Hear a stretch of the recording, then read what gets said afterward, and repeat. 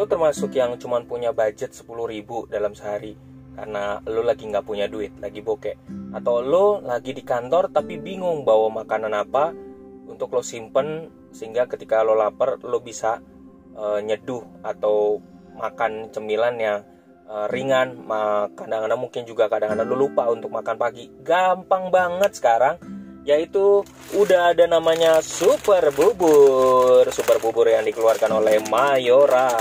Nah, di sini gue taunya ada 3 ya. Gue taunya ada 3 yang wajib lo coba. 1 rasa abon sapi, 2 rasa kuah kari, 3 adalah rasa soto. Jadi buat lo yang nggak mau repot atau lo yang punya budget terbatas, lagi bokeh banget, tanggal tua, nah, lo wajib coba Super Bubur ini. Dijamin mantep buat lo sendiri. Super Bubur, bubur instan beras asli.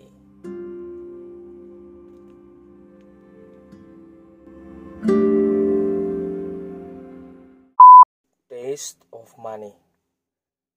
Ini film yang gue suka, bahkan gue udah nontonnya tuh sampai kalau nggak salah 3-4 kali.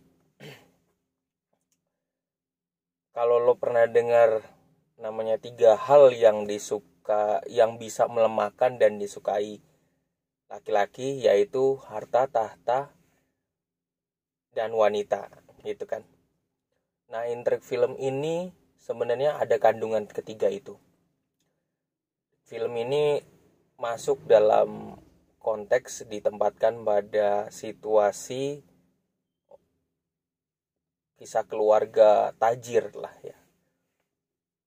Tapi gue nggak tahu apakah benar di dalam kehidupan real benar ada terjadi kayak begini. Paling hanya beberapa persennya mirip.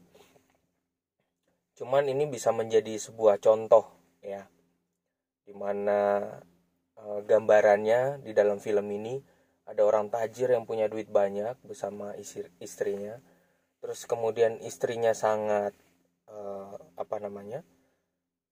sangat protektif ya, dan bahkan ketika mereka pasangan ini udah tua, kemudian sang istri itu protektif banget ngeliatin perilakunya suaminya yang juga udah tua gitu. Nggak disangka ternyata suaminya ini, si bapak ini,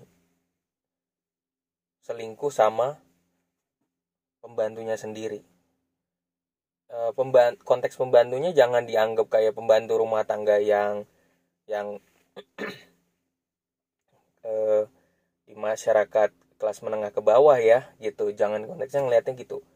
Tapi ngelihatnya ini dia itu berada dalam kelas atas juga, jadi berpakaian yang rapi, namanya juga di dalam film ya gitu.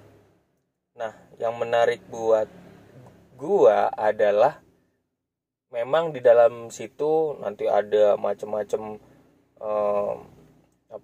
intrik keluarga, politik, kehidupan seks dan segala macam. Yang menarik buat gue adalah si bapak ini tuh punya ajudan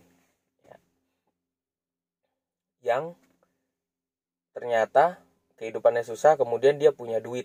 Nah, dia punya duit, kemudian punya duitnya itu ternyata ngambil dari uang yang dimiliki oleh si bapak itu. Gue nggak bisa spoiler semua karena ini film sebenarnya menurut gue bagus karena gue bisa nonton beberapa kali.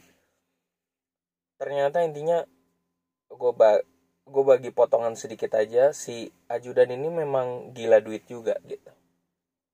Kehidupannya susah, terus kemudian duit itu menjadi hal yang rebutan juga.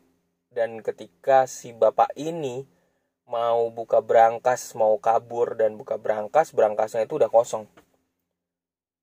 Nyari duitnya itu, dia stres ya. Kok dari film ini gue ngambil ada beberapa kandungan penting, dimana dari buku yang gue pernah baca, judulnya Psychology of Money, bahwa di situ dia mengatakan dalam Psychology of Money, seringkali orang itu bisa mendapatkan duit tapi nggak tahu cara maintainnya dengan baik. Nah, gitu. Pada akhirnya ketika di masa tua, bapak ini malah akhirnya jatuh miskin juga gitu. Harus pintar-pintar untuk maintain gitu, satu. Cara singkat ya. Terus kedua, dari pemikirannya Robert Kiyosaki ya, Mr. Robert Kiyosaki. Dan kalau nggak salah dari Rich Dad Poor Dad, mengatakan bahwa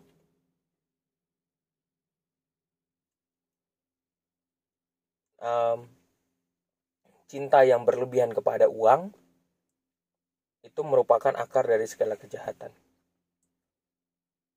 Kalau miskin juga, miskin banget,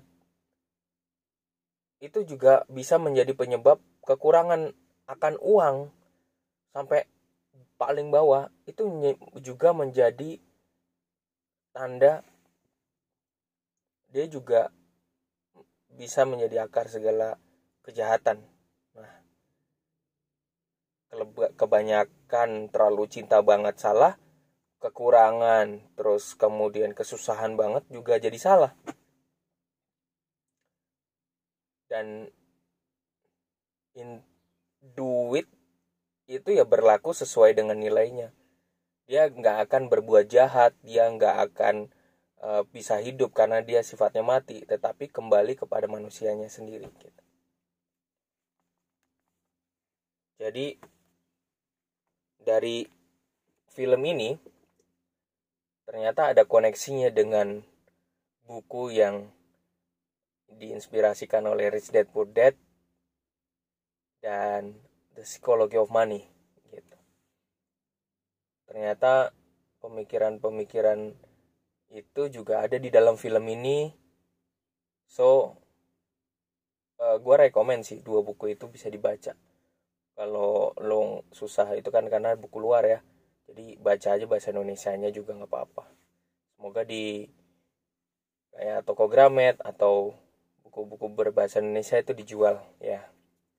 Dan gue juga rekomen untuk nonton film The Taste of Money. Gue lupa itu Korea atau Jepang ya. Lupa. Tapi wajib nonton. Jepang kayaknya, Jepang. Gitu. Nanti gue usahain gue kasih linknya di deskripsi di bawah. Ya.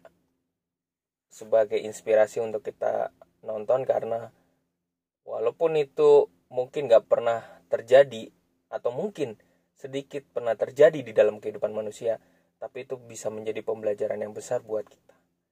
Selamat pagi, selamat beraktivitas untuk kita semua.